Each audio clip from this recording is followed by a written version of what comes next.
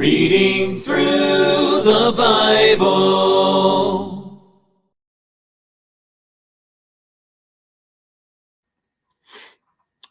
Good evening. I'm Dennis, and I'm a Christian. This evening we'll be reading Hebrews chapter 11. Hebrews 11. Now faith is the substance of things hoped for the evidence of things not seen. For by it the elders obtained a good testimony. By faith we understand that the worlds were framed by the word of God, so that the things which are seen were not made of things which are visible. By faith, Abel offered to God a more excellent sacrifice than Cain, through which he obtained witness that he was righteous, God testifying of his gifts, and through it, he being dead, still speaks. By faith, Enoch was taken away so that he did not see death, and was not found because God had taken him. For before he was taken, he had this testimony that he pleased God. But without faith, it is impossible to please him. For he who comes to God must believe that he is, and that he is a rewarder of those who diligently seek him. By faith, Noah, being divinely warned of things not yet seen, moved with godly fear, prepared an ark for the saving of his household, by which he condemned the world and became heir of the righteousness which is according to faith. By faith, Abraham obeyed when he was called to go out to the place which he would receive as an inheritance, and he went out not knowing where he was going. By faith, he dwelt in the land of promise as in a foreign country, dwelling in tents with Isaac and Jacob, the heirs with him of the same promise. For he waited for the city which has foundations, whose builder and maker is God. By faith, Sarah herself also received strength to conceive seed, and she bore a child when she was past the age, because she judged him faithful who had promised. Therefore, from one man, and him as good as dead, were born as many as the stars of the sky in multitude, innumerable as the sand which is by the seashore. These all died in faith, not having received the promises, but having seen them afar off, were assured of them, embraced them, and confessed that they were strangers and pilgrims on the earth. For those who say such things declare plainly that they seek a homeland. And truly, if they had called to mind that country from which they had come out, they would have had opportunity to return. But now they desire a better, that is, a heavenly country.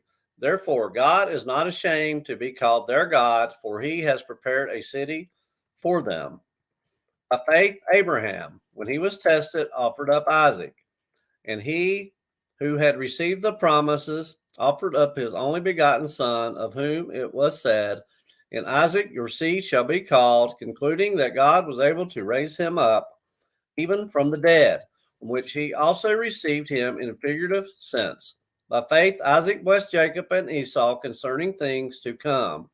By faith, Jacob, when he was dying, blessed each of his sons of Joseph and worshiped, leaning on top of his staff.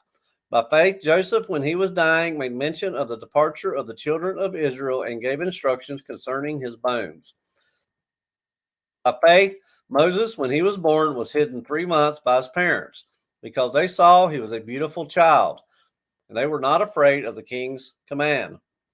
By faith, Moses, when he became of age, refused to be called the son of Pharaoh's daughter, choosing rather to suffer affliction with the people of God than to enjoy the passing pleasures of sin, esteeming the reproach of Christ greater riches than the treasures in Egypt.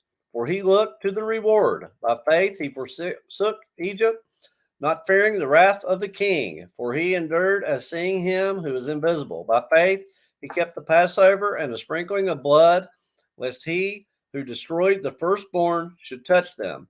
By faith they passed through the Red Sea as by dry land, whereas the Egyptians, attempting to do so, were drowned. By faith, the walls of Jericho fell down after they were encircled for 7 days. By faith, the harlot Rahab did not perish with those who did not believe, when she had received the spies with peace.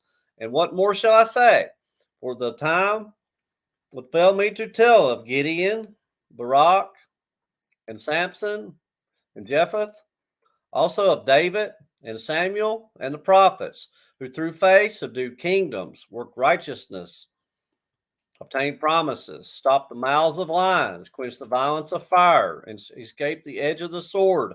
Out of weakness were made strong, became valiant in battle, turned to flight the armies of the aliens. Women received their dead raised to life again. Others were tortured, not accepting deliverance, that they might obtain a better resurrection. Still others had trial of mockings and scourging, yes, and of chains and imprisonment. They were stoned, they were sawn in two, were tempted, were slain with the sword. They wandered about in sheepskins and goatskins, being destitute, afflicted, tormented, of whom the world was not worthy. They wandered in deserts and mountains, in dens and caves of the earth, and all these, having obtained a good testimony through faith, did not receive the promise, God having provided something better for us, that they should not be made perfect apart from us. Hebrews chapter 11. Hebrews 11, reading from the New King James Version.